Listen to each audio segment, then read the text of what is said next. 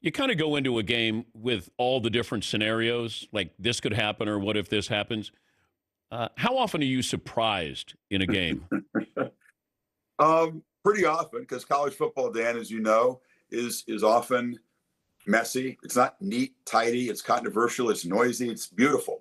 And we had all of that in that game last night. I mean, if you think about the small moments, I've been reliving sort of the end of the game situation because that was the most dramatic and memorable, but all the little moments that get you there. Ole Miss, Lucas Carnero is a great kicker, hits the left upright twice, doinks it twice on consecutive field goals. One stays out, one goes in because it's this far to the right. Miami dropped about 4 interceptions, but guys kept making amazing plays. And, I hate to say this because it's a cliche, but you really did hate to see Trinidad Chambliss and Ole Miss, that group of guys that have been through so much, walk off defeated yesterday. Only one team could survive, and Miami deserved it. But man, it was. I didn't expect a lot of things I saw last night. That's for sure. Carson Beck running the ball in for a touchdown was not on my bingo card for that end of game situation. Okay, the non-call with that final play. Your thoughts on now? And I'll preface this by saying I always look at how the game is going to get called. Is they calling everything? Or are they letting them play? And they were calling a lot, and that's why I was a little bit surprised that they didn't call something on that play. Yeah, I'll get to that in a second. I mean, the reason why it's tough to know what's going to happen in these games is because they're officiated by different conferences. It was the Big Ten last night. You can't have a team involved in the game and then have that conference official. So it's frequently guys you don't see those teams all year, and they call pass interference very differently in different leagues. I had a conversation with the officials on the field about that pregame. They don't always agree with me. They like to think there's a national standard. I think it's called differently. Miami didn't have a single penalty against them in the Ohio State win. Last night, they had a lot of costly penalties, a lot of mental mistakes, and Ole Miss had less. But at the end of it, maybe it wasn't a true Hail Mary heave, where it's 6 guys in a pile jumping up and down, and that almost never gets called. As you know, you have to tackle somebody and step on their neck in the NFL to get a call like that and a Hail Mary at the end of the game. This wasn't really that, but at the end of the day, mutual combat is what Bill LeMonnier, our rules expert in the booth, we had to defer to him. He called it that, and there was pushing and shoving on both sides. If it's a normal middle of the game situation in the end zone, they probably get a defensive pass interference call. But we can't complain when the officials step in and intervene if we don't understand they're going to call things differently in different situations at the end of the game, right? Don't we kind of want that? Don't you want to let them play in the NBA? You want a ticky-tack foul called or something decided at the free throw line? I don't. But it's an advantage for the defense then if they know you're not going to call this. And it was kind of an intermediate Mary, not a Hail Mary. And so because of that, and you're right, Hail Mary, they're not going to call anything. This, to me, you could have called that. And it's not a spot foul, so it's only 15 yards. Right. It doesn't decide the game. But given that moment and the way they had called the game, I thought maybe they could have called holding on the left tackle on Carson Beck's touchdown run. You could have called a lot of holding last night. I think when you have the attitude in your mind that the CFP officials are going to let them play, which we hear a lot, and they have, I think, throughout this bracket for the most part, let teams play because they know that 22 million don't tune in to watch a holding call. But you're right. I mean, you have to sort of officiate the game with consistency and your best judgment. What LeMonnier said though was mutual combat. That's how the officials view it. Yes, there was jersey grabbing. Yes, the receiver Shivling was grabbed there, but he also was pushing off with the arm to create space before that. I mean, you can make a case that they've thrown a flag. You know the history. If Miami had been called for pass interference, the last play of the game of the Fiesta Bowl, I was on the field at Sun Devil Stadium. I was there. Maybe you were too. Yeah, I was. And Miami's never won a Fiesta Bowl. They've had their heart broken there. If they had thrown a flag on Miami in that situation, with historical context, and Ole Miss had won the game, I don't know. You could write a movie about whoever wins the game on Monday night's going to be a great movie. It was a movie about Ole Miss's season anyway. that would have been another movie on Miami's futility in the Fiesta Bowl if they'd thrown a flag there. Mutual Combat sounds like a Liam Neeson movie. Steven Seagal in Mutual Contact. Yeah, I mean, he called it mutual combat, which combat. Is, I said, I get what you're saying because they are hand fighting and pushing and shoving. I just want to back up for a second. I'm in Atlanta. I got in at 4 o'clock. I'm just trying to be professional with you here and get the voice right. So I'll pull back the curtain. I have this honey from New Zealand. I have this gel from China, which is an herbal thing. I have lozenges, and I have this device here. I'm not vaping, I assure you, but this is something that you take a hit on to get your voice back. It's called a vocal mist thing that singers use. And I've got my iPad sitting on my wheelie bag, which is on a small table, and the iPad's leaning against a trash can. I'm just doing my best here to function at this hour, Dan, for you. So are there concerns the voice might not be ready for Monday night? There are no concerns about that. You're not a game-time decision, are you? No, I mean, Sean McDonough and Greg McElroy are calling the game. I'm just here in Atlanta to watch from the field and prepare for the championship. I'll be ready. Don't worry about it. Are you the understudy in case something happens to Sean McDonough? I hope not. Nothing's going to happen to Sean McDonough except he'll call a great game. The Indiana story, and, growing up in Ohio, we were aware of Indiana because they were always the team that was usually had zero. It was like 56-0 or whatever. Losing his team in NCAA history with football. And then they do this in 2 years, this turnaround. And you're trying to tell people, like, you think the Hoosiers movie is, great. This, to me, trumps that because, who would have thought Indiana would have a Heisman Trophy winner, be the number one team, be favored to win the national championship? Any of the above. It's the greatest turnaround I've seen in the sport. You can make comparisons to other sports. It's not supposed to happen in college football. It never has historically. Now with the portal and NIL, you can make it happen pretty quickly. But even given that, what Cignetti has done is astounding to me. It happened last year when they make the playoff and take another level up to be as dominant as they were in the Rose Bowl. The roster is not built with 4 and 5 stars. It's a very different roster construction than the other 3 teams in the semifinals and most of the other teams in the playoff. But he is a brilliant evaluator of talent. That's what you have to have. A lot of guys can go to the portal and spend money. They spent it beautifully, and they had a great eye for talent. And he brought a bunch of key guys from James Madison with him who were the core of the team, and he went out and got Mendoza. So he made some great choices. But I don't know if this is going to happen again in the future either. I think you can win quickly with the modern reality, but still to do what they did, I don't want to put it now. They got the portal. No. You have to make a million smart choices to do what they've done. SEC did not do well in the playoffs, 1-8, or the bowls for that matter. Is this an anomaly? Well, it's the 3rd straight year that a SEC team is not going to play in the championship game, and the Big Ten would now be favored at this point to win 3 in a row. So, yeah, the Big Ten can say that the championship runs through that conference.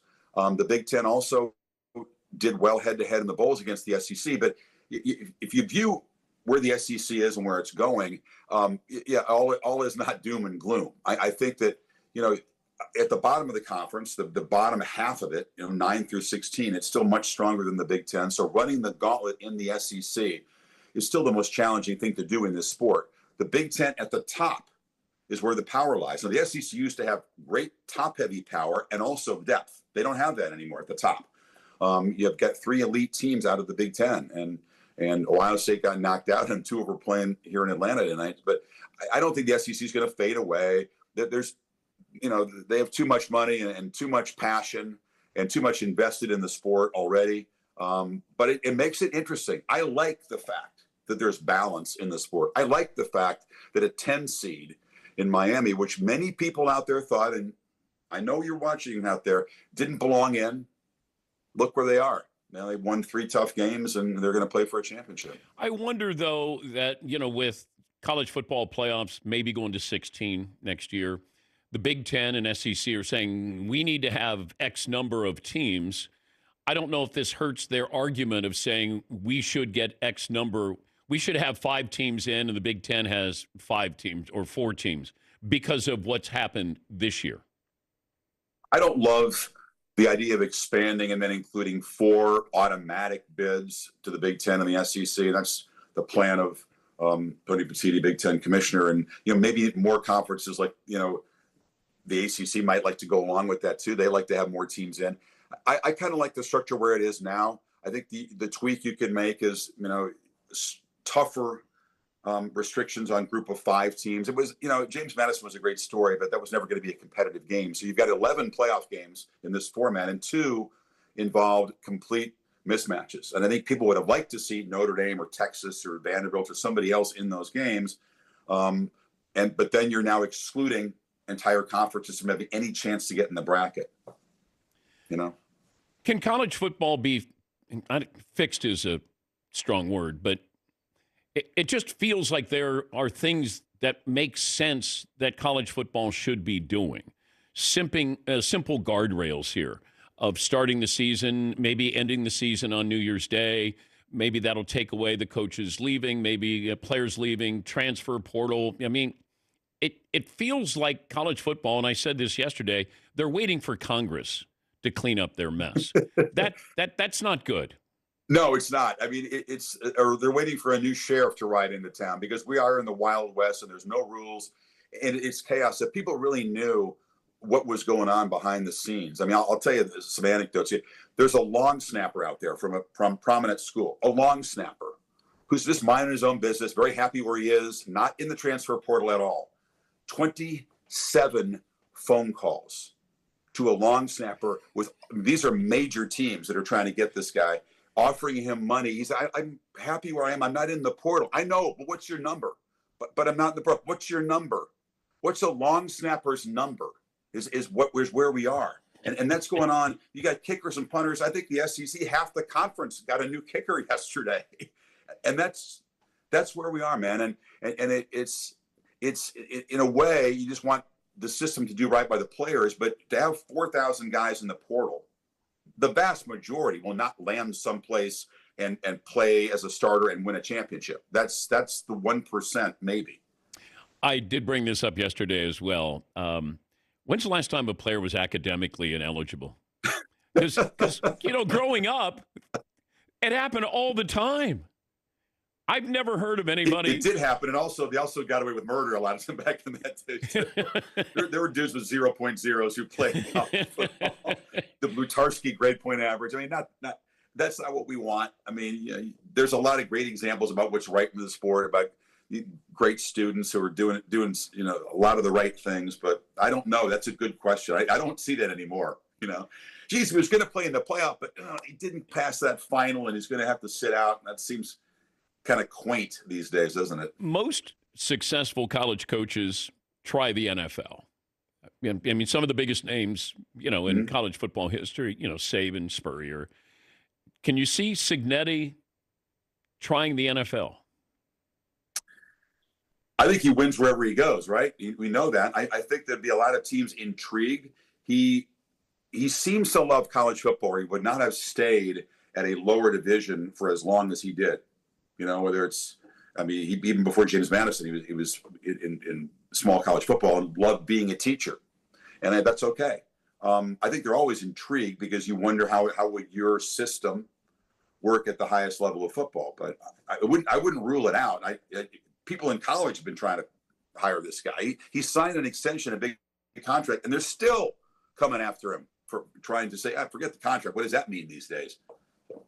Yeah, I know Penn State was there are a few of them. And Mike Tannenbaum brought it up earlier in the week that could you see a package deal with Mendoza and Cignetti to the Raiders? And at first I said, no way. But then he makes more money than he would make in the NFL, Chris. He's going to be the highest paid coach in college football. I wasn't sure if you meant Mendoza or Cignetti there. yeah. I don't know what Mendoza makes, but he's not making NFL top pick money. No, for sure. I mean, it's interesting. I have a feel for these guys, and I really wish them success on Sundays. And I sit there looking at the Raiders or the Jets, or it's like, wow. I mean, to go from where he's gone in Indiana, structure, order, brilliant organization, togetherness, chemistry, love your brother. To go to an NFL locker room like that, where you got problems. If you're drafting first and you do it again and again, you got problems. And for Fernando to walk in there, knowing how these guys are, he loves order and organization and things to be neat and tidy. He's very unique personality. I think that for him to survive and thrive in the chaos of an NFL doormat locker room is seriously challenging. The fit is so important, Dan. I mean, we got, finally Bryce Young's in the playoff, right? In Carolina. It took a few years. It took the NFC South to get him there. But look what he had to go through the first couple of years. Just the chaos, the revolving door of management and coaches and different offensive systems and getting knocked around. I mean, that's the reality for most top picks. Caleb Williams landed in a good place, and he also endured some tough times, and now he's going to take his team. And Cam Ward, I hope he can get there too. But, Fernando, to the Raiders, man, to the Jets. Good luck, man. All right. Rest the voice, though. You got to get ready. All right. All right. Get a lift in. You've got, I've never used one of those. It's very legal. It's just saline. It's just saline solution here, vaporized. Somebody's going to make a meme out of that, Chris. Just letting you know. Thanks, Dan. You're vaping on my show here. Thanks again. Appreciate it. Talk to you soon. See you, buddy. Great job. Chris Fowler,